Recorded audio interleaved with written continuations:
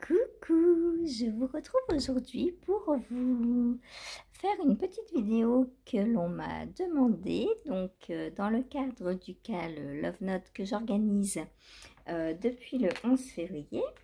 Comme j'ai des petites débutantes en tricot en rond, elles m'ont demandé une vidéo dans laquelle je montrais comment on sépare le corps et les manches. Et oui, on en est déjà à cette étape.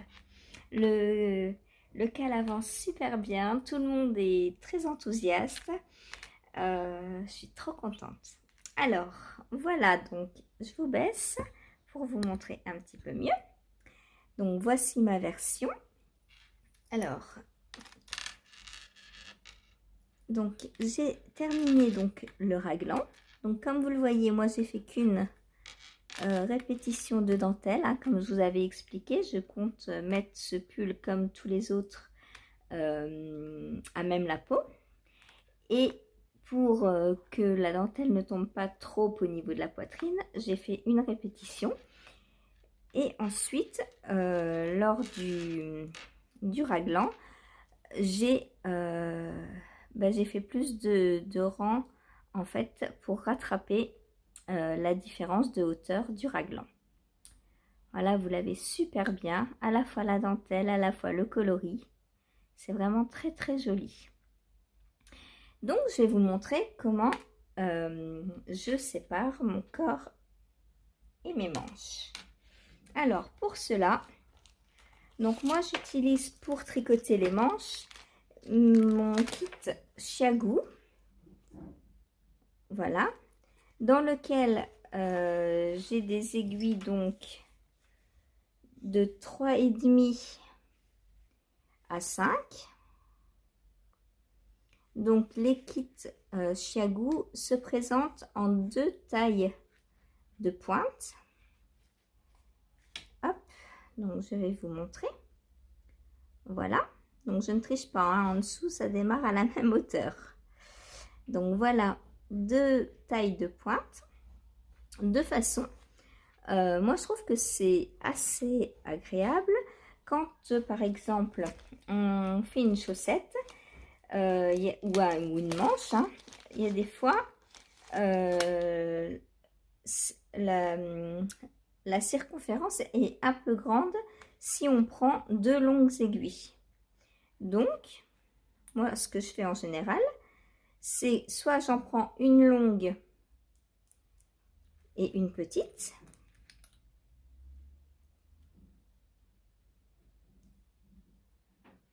Voilà.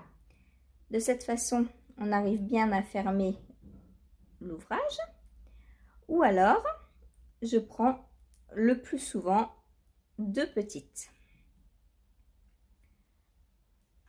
Hop. Mais du coup, on peut jouer en fait sur la longueur de la taille d'aiguille, de la taille de la pointe pour avoir la bonne circonférence. Voilà, donc quand mes aiguilles sont prêtes, ou pardon, alors déjà je prends pas celle-là puisque c'est pas en 3,75 que je tricote. Bravo, ça commence. Donc moi je tricote en 5. Donc je vais prendre mes aiguilles 5, je vérifie que c'est bien en 5 et pas en 5,5. Oui, je suis en 5. Donc voilà. Hop. Donc je place mes pointes sur mon câble. Ensuite, je prends donc le patron. Alors, pour ma taille, donc je dois tricoter 35 mailles en 3.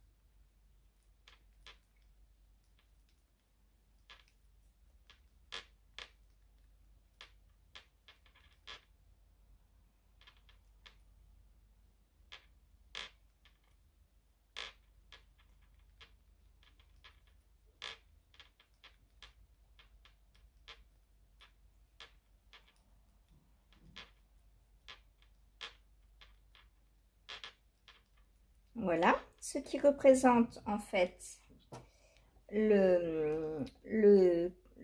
milieu du dos jusqu'au premier marqueur que l'on avait posé.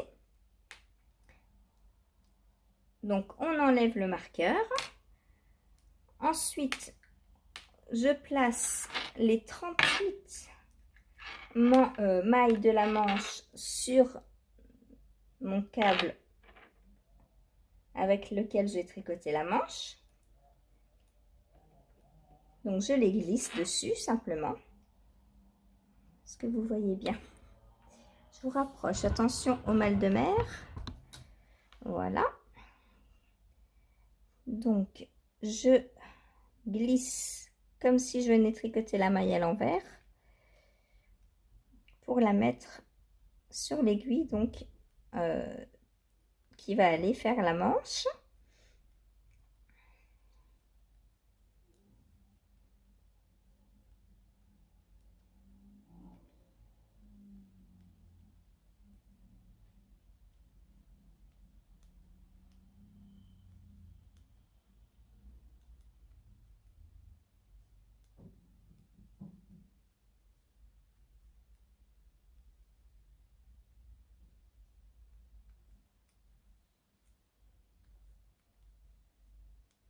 Donc pour celles qui ne mettent pas, qui n'ont pas les câbles pour, par exemple qui tricotent en Magic Loop, vous pouvez, alors soit si vous avez des câbles en plus, faire comme moi et mettre vos manches directement sur un câble, ou alors vous pouvez aussi mettre sur un bout de laine. Vous prenez une aiguille à laine et vous enfilez vos mailles sur l'aiguille à laine.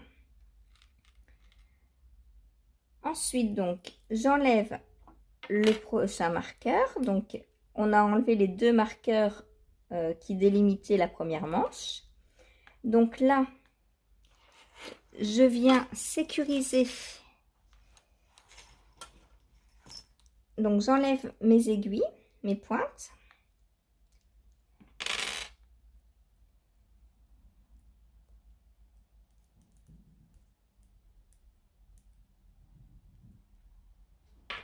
Et je mets à la place donc les embouts pour les câbles.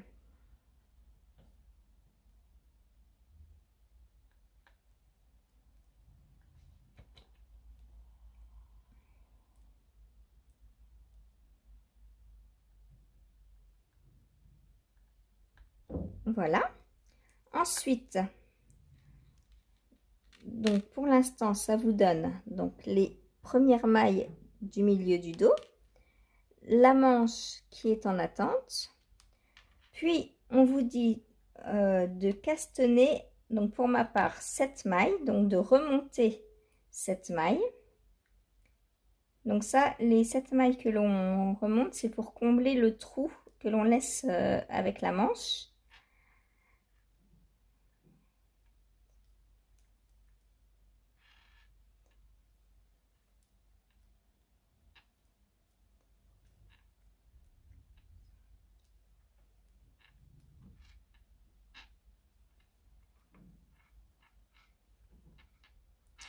Voilà. Ensuite, donc je retourne mon tricot pour le reprendre à l'endroit.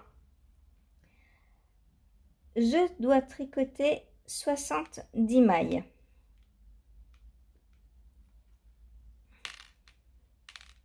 Donc je tricote. Et là, donc vous voyez bien que en reprenant, on reprend juste la maille qui était après l'anneau marqueur.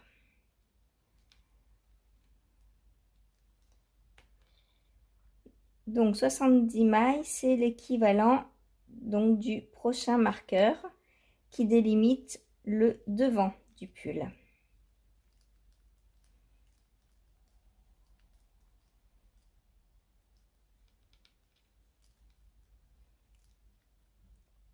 Donc là, sur ce pull, vous remarquerez que l'on a exactement le même nombre de mailles dans le dos que devant, puisque l'on a 2 fois 35 mailles dans le dos et on a 70 mailles, enfin pour ma taille, devant.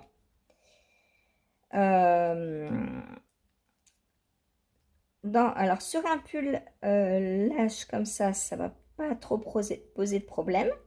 Mais quand c'est un pull assez près du corps et qu'on a une forte poitrine, moi je mets un peu plus de mailles devant parce qu'on a besoin de plus de tissu devant que dans le dos en fait. Puisque notre poitrine vient arrondir, on va dire, le tissu de devant. Donc on a besoin que ce soit plus large. Donc ça après c'est à vous de voir en fonction de votre morphologie et en fonction de ce que vous voulez comme rendu. Mais notre dos ne mesure pas la même pas circonférence puisqu'on ne fait pas un tour. Mais quand on prend notre circonférence, on a plus de matière devant que derrière, ce qui est normal, à moins qu'on soit bossu. Dans ce cas-là, faut mettre plus de mailles derrière ou sur un côté, parce qu'en général, on n'est pas bossu des deux côtés. Donc, je tricote mes mailles de devant.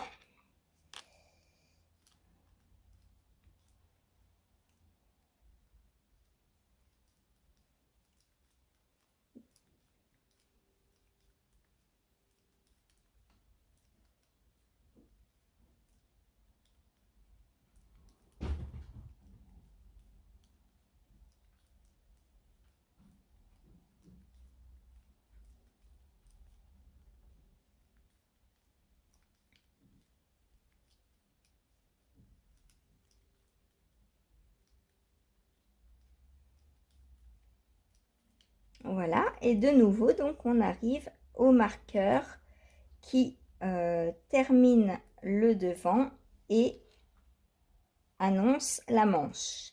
Donc on enlève le marqueur, on reprend un petit câble ou un plus grand avec ses pointes. Hop.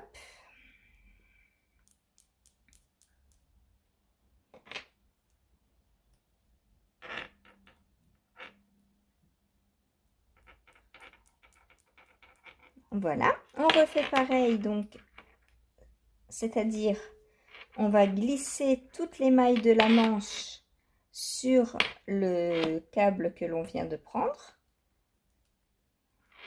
Donc exactement comme tout à l'heure, hein. On glisse. Excusez-moi pour le bruit de la pointe sur la table.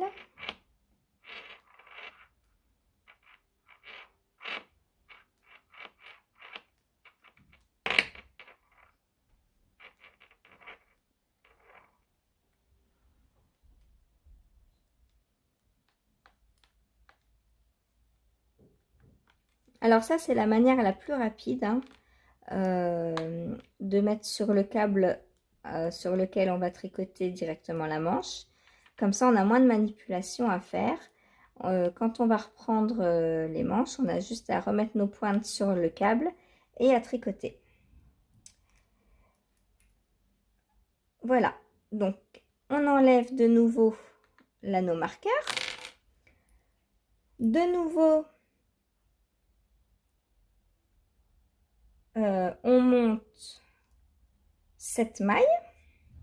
Donc on retourne l'ouvrage pour pouvoir avoir son fil dans le bon sens et on monte cette maille. Donc moi, pour remonter les mailles sous les manches, je fais comme ça. Donc je pique dans la maille comme pour la tricoter à l'endroit, je passe mon fil et au lieu de lâcher comme pour tricoter, je viens accrocher la maille au-dessus de la précédente et je recommence. Donc 3, 4, 5, 6 et 7. Voilà, donc je retourne mon ouvrage en faisant attention que mes pointes, mes mailles ne partent pas des pointes. Donc j'enlève mes pointes comme tout à l'heure. Et astuce pour celles qui, comme moi, n'ont pas assez de bloqueurs de câbles comme ça. Je prends, alors j'ai toujours dans mes petits paquets de câbles des marqueurs ampoule comme ceci. Les petits marqueurs ampoule qui s'ouvrent. Donc je l'ouvre et pour bloquer donc mes mailles, je viens les passer dans les petits trous des deux câbles.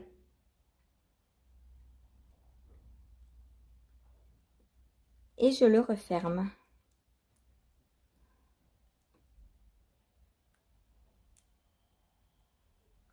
Voilà, comme ça, mon câble est bloqué. Là, les mailles ne pourront absolument pas passer. Voilà, j'ai glissé donc l'ampoule dans les trous des câbles. Ensuite, donc je reprends mon tricot et je tricote jusqu'à la fin du corps, du dos, donc c'est-à-dire jusqu'au marqueur de début de rang.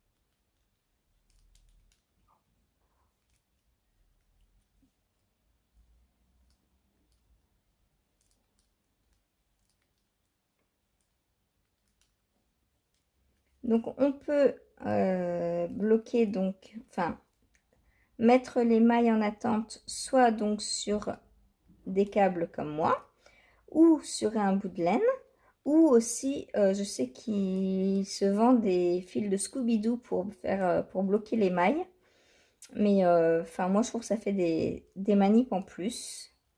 Donc moi je bloque directement sur mes câbles avec lesquels j'ai tricoté. Voilà, donc j'ai terminé mon tour. Je vous montre ce que ça donne. Hop. Donc voilà, là on voit bien que j'ai mes manches en attente.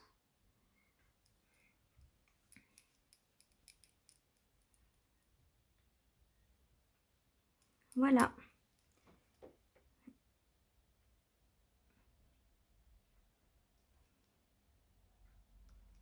Et on voit bien, pour celles qui ont fait des rangs raccourcis comme moi, que le dos est plus haut aussi que le devant.